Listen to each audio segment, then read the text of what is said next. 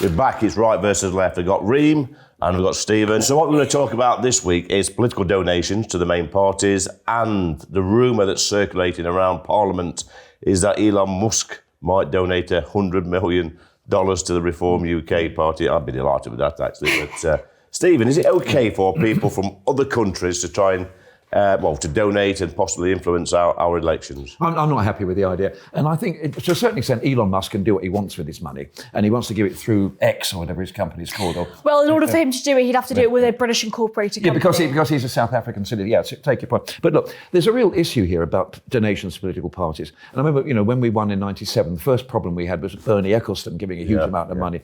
There's always, because nobody gives money without a hook in the middle of it. That's the difficulty. And the old thing about who pays the piper calls the tune. It's a real problem with that. But if you look at what's happening in Romania today with Georgescu, who's a very pro-Putin populist in there, and there's a huge amount of Russian interference in that. And the difference is, I'm unhappy about it. Elon Musk is a private individual, and what he does with his money is entirely of his own volition. And ultimately, I still don't like it, though. Well, that's fine. You cannot like it, but you probably don't like it because you don't want Reform to be as successful as be more successful than the Labour Party. Unfortunately, how dare you? Well, that's ultimately the point. Yeah. They're behind us in about 200 seats. Yeah, but Stephen, you just said if you give money to a political party, there's a hook in there somewhere. Of course there is. So what about the trade unions giving money to the Labour Party? Less and less every year. What about Lord Ali? They got a number 10 pass as a result of his donation that's a to good the Labour one, Lord Party. Ali. I'm sorry, Lord Ali is a member of Parliament. I mean, he's got every right to have a pass to come into Downing. No, he doesn't. Why does every single other Labour Lord? I did. Does every other Labour Lord have a number 10 pass? Stephen, that's outrageous. That's outrageous. Sorry, he had a 10-day pass. The reason why he got a number 10 pass close to Keir Starmer is because he was a donor. So don't give me that. Don't tell me that it was absolutely fine as a member of Parliament. I don't see any other Labour Lords with number 10 passes. Stephen, will you be quiet and let Reem get a word in? I beg your pardon. It's all right. I'll give you a slap. Come on. Can you see that? Security, please come. No, go on, Steve. No, the trade unions, they've got a hook into the Labour Party with big donations. Look, hang on a second, Lee. The trade unions formed the Labour Party. But that's not an argument, Steve. Hang on a second. So you and I have both been trade unionists in our working life. And what we want in the trade unions is actually the same principle that the Labour Party was. That's that solidarity and community. And so I don't see any problem with it.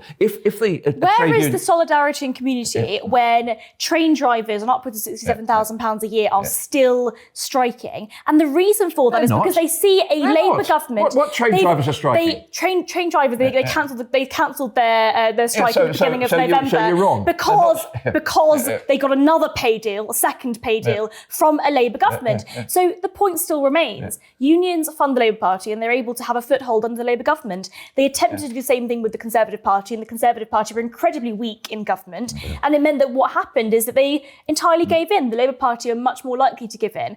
The point is, any private individual or private organisation has the complete right to do whatever they want with their own money. And if Elon Musk wishes to donate to Reform, he has every right to do so. A number of individuals, I'm thinking of Bamford's, the JCB people, who give a huge amount of money to the Conservative Party. They give much more collectively than they do the trade union. Don't forget, not every trade union funds the Labour Party. I wish they did. But, so why do you have a problem with Elon Musk? The biggest unions, like the teachers, they don't actually fund the Labour Party.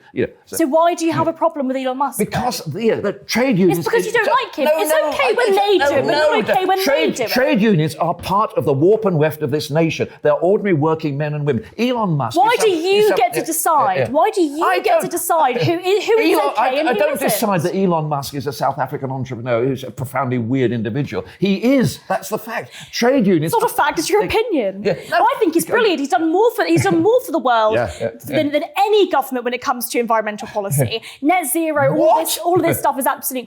He's a complete climate denier. He's expanded EVs, electric vehicles, more than anybody has ever done. And it is proof, by the way, that you don't need government net zero policies to solve climate change. What you need is private individuals, entrepreneurs that result in technological advancements like Elon Musk. Electric vehicles will only succeed if you have tax advantages and tax disadvantages. Nobody will want to buy an electric vehicle unless there's why there's 60 million electric vehicles on the roads and less are being sold percentage-wise every day. Electric vehicles are much cheaper now than they ever have been, and the reason for They're that is not. because entrepreneurs, they are. not. They are cheaper now than they ever have been. And the reason for that is yeah. because entrepreneurs are able to do so. She's got a point Elon there. Musk She's got has a done point that. there. Chip in. There's a reason, Stephen, we don't drive around on the roads on horse and carts. Yes. You might remember those days. I certainly don't. But there is a reason for that because of entrepreneurs. It's because of capitalism. It's because of the free market. It's because entrepreneurs like Elon Musk have contributed to this world. And I think he has every right to support parties that uphold those ideologies, that uphold the system, that allow people to be successful. I mean, the reason why we drive around in cars, not in horses and carts, is because the state supported Gottlieb Daimler and various other people That's in Germany. That's not true. I'm sorry. If you actually have a look at the origin of the motor car came because of state support for universities in Germany. So actually, yes, you are right. Historically, that's true. But it's unequivocally untrue to say that the reason why we have such economic success today is because of the state. It's not true. It's because businesses have been able to provide things that other people want. And where did they get their education? Where do they get their education? Depends on the country, depends on the state. Ultimately, I think that you can't sit here and say that the British state education system is one of success. I went through the state education system in the UK. It was not great. Well, most people You did all right. Thank you, I did okay. Well, that's a result of working hard. Time for the yes or no quiz. Reem, you must have watched this programme. I have. I love this programme. Okay, best programme on GB? Best programme in the world. In the world. Okay. It's time for the yes-no quiz. And it's got to be yes or a no. You know this, Reem. You know this, Stephen. You've actually won a few of these, haven't you? Yes. Let's see. He's not going to fall for it. Right. Question number one. Remember, yes or no. No verbal ticking allowed. No grunting. No moaning. That's difficult. No nuance. Yeah. Should we cap immigration? No. Stephen. Yes. Ooh. Stephen, can Parliament be trusted with immigration? Yes. No. Conflict. Reem, over in the US, will Donald Trump stop illegal migration? Yes. Stephen. No. Stephen, will Starmer smash the gangs? Yes. No. Stephen, should Elon Musk be allowed to donate to Reform UK? Yes. Yes. 5-5. Wonders he never sees. Stephen, you did quite well in that. Would you like a tiebreaker? Got no choice, mate. Wrong answer. Oh, you're crafty. Reem, would you like a tiebreaker? Yes. We don't need one now, do we? I won, you lose. You crafty person. Do you want to come back on one, Reem? Can Parliament be trusted with immigration? So it's interesting that your initial question before was, do we need a cap on immigration? I don't think that's true. I think we need businesses to provide the jobs, and it's provided that there are those jobs, those migrants should be able to come and fill them, should they wish to. When it comes to Parliament being trusted on immigration, I don't think it should be the government's decision about whether or not those migration figures are correct, which is why I don't believe in net zero migration tomorrow. I don't think that's the government's right to implement it. I think if there are the jobs here, people should be allowed to come. They shouldn't be allowed to take taxpayer money and effectively take out from the benefit system. So I don't believe in that. But Reem, if the government isn't going to set this, who is?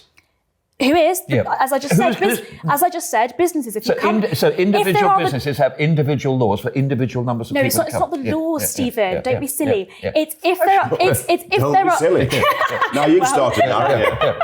If there are the jobs there, people should be allowed to come and fill them. So I don't know what the number is, but what will happen is that if there are the jobs there, and businesses like Lord Wolfson's Next, they have the jobs there, and people want to come and fill those jobs, they should have the right to do so. So it's not the government. I can understand Lord Wolfson. You're on about Lord Wolfson, who's done some great work, by the way. Yes. And you can understand his frustrations with the system, that he's actually saying this.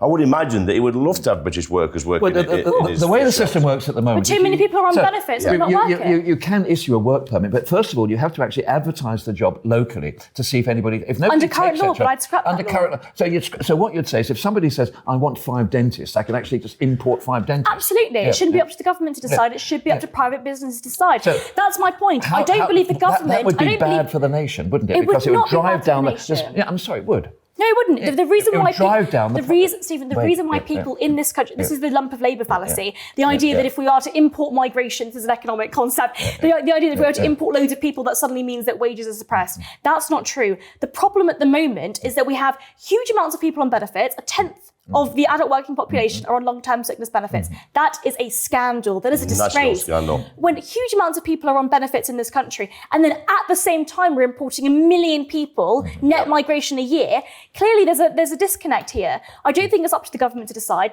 They should remove those benefits so British people can actually work and fill those jobs. Right, guys, that's it. So you're saying the government should be deciding. Stephen, the government should take it away. please reduce your aggressive attitude. I won't have second thoughts about it. She's beating me up here. You're doing it again. Bream apologise for his behaviour.